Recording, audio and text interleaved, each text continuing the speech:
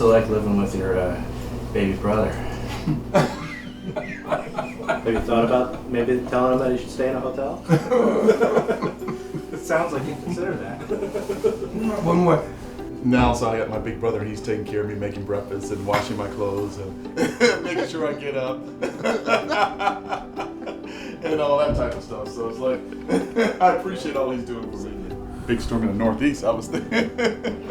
That's the worst thing we can have is a blizzard or worse, storm that's when the frost comes in.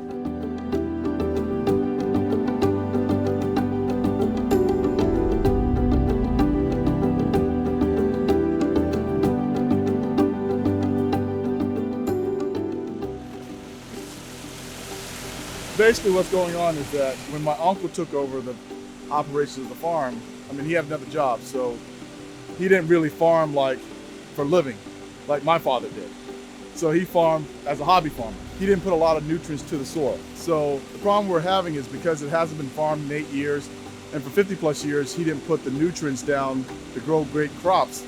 Now that's the war zone we're in. We're trying to grow a high value crop, a specialty crop that requires a lot of potassium and calcium and phosphate, and it's just not out there in the field. Several farmers around here, a couple farmers who've done hemp, lost their whole crop, 40 acres gone. They didn't have irrigation. They thought they can do it without irrigation, but the soil is just too hot and too dry, and they lost it, and boom, up in flames.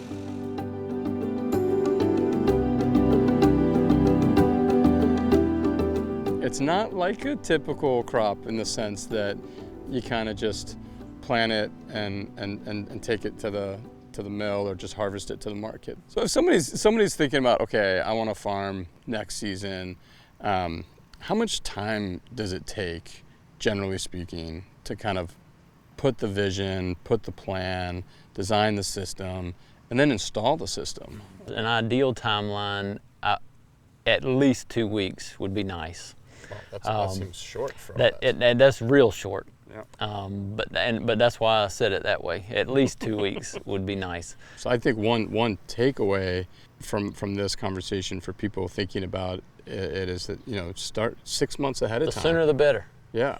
Yeah, like now, because it takes time, and I think one thing we're going to have happen is there's going to be a lot of demand because there's so many, all of a sudden people like yourself and the installers and the technicians and the consultants are going to be really busy. And I think this is why partnerships are so important. I think for us, having the partnership with NetFM coming into this relationship, we got, a different level of service than, I don't think we would have made it here without it. We got lucky in the sense that we had the relationship and we were able to, and Kevin has got such a great vision, and this is a pioneering space, and so like the stars lined up for us.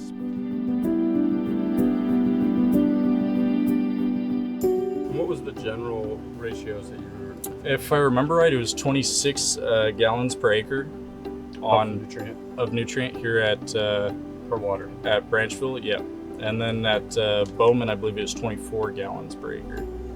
Here in the years to come, we'll definitely be changing the way we irrigate hemp, but right now we're kind of just the pioneers.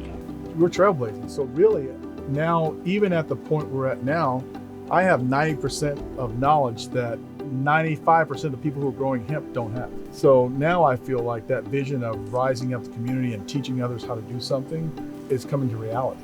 And that's what gets me excited. Yeah. That's where the smile comes on my face, because 99% of people don't know how to do this. Whether it's at this scale or whether it's at 1 acre, it's still the same process. You just have to dial it back a little bit in what tools and methods you use. The average person looks at two things: how green they are and how tall they are. But that's really not what you're looking for. You're looking for this. That's a perfect, doesn't have a lot of leaves on it, but it has the buds, and that's where you get the pounds from, and then the quality. Our initial test, we're seeing 20% CBD oil content. So I got guys who got plants that are this tall, but they're 3% CBD. Every Monday we send out to the lab report, and then the lab report tells us what we need to apply. So that's what we're mixing this morning. Everything is custom. And I used the analogy to the guys, we have a doctor, I'm not gonna mention his name, but when I was sick, he gave us penicillin for everything. You had a knee injury, he gave you penicillin. You had a cold, he gave you penicillin. Because that was a basic medicine. So that's what 10-10-10 is all about. It's just a basic fertilizer. It's balanced. But the unfortunate part of this, the soils out here are not balanced. So you have to customize your nutrients to it.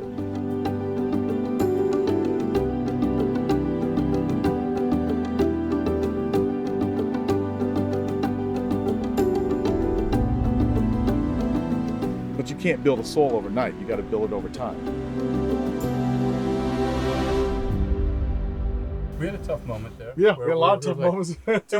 Are we crazy? Should we just go and just like get, because we had so much invested. You know, with the drip irrigation, the Netafin products here to be able to remote do watering with the nutrients and everything. It allows us to scale. I told Farmer D, he said, would I do more or less next year? And I said, I'll do about the same or hopefully more. But if it wasn't because of the technology, if this wasn't working or we didn't have this in place, I would not do more, because of the fact that I was able to go watch my son play football in Indiana this weekend, because Bowman, I could run it from my phone. So I'm sitting in Indiana at the football game, Purdue and TCU, we lost the game, but still I'm sitting there at the game with the record crowd of 70,000 people, and I'm pulling up my phone and I'm watering the field in Bowman with precision. I didn't have to worry about, did it get 10 gallons out? Did it get, water? Did it get all the nutrients out? I plug it up, hit go, and I was able to watch it until it finished a cycle and went to the next one. Farming takes up a lot of time. And it becomes something that can get in the way of you being with your family. So if we can find tools Absolutely. to farm, but and yet not compromise, Yep. being at your son's football game and not being so tied to the farm all the time, I think that's a huge. Oh, that's huge deal. because you bring back memories. My father and my mom would only come to one game a year. That was it. When you play basketball Basketball and football. because they were stuck on the farm. Stuck in the farm. How's that for a full?